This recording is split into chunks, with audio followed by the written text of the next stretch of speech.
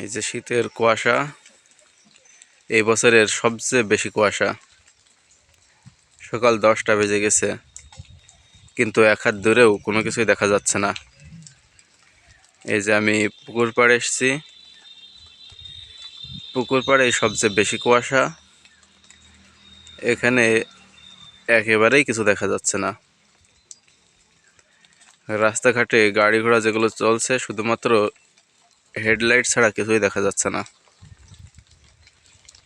আশেপাশে বাড়িঘরগুলোতেও তেমন কিছুই দেখা যাচ্ছে না। এখানে আমি গাছের নিচে আছি, তো যার কারণে এখানে একটু কুয়াশা কম আছে, যার কারণে এইগুলো দেখা যাচ্ছে। কিন্তু ফাঁকা জায়গায় একেবারেই কিছুই দেখা যাচ্ছে না, খুবই ঘন কুয়াশা।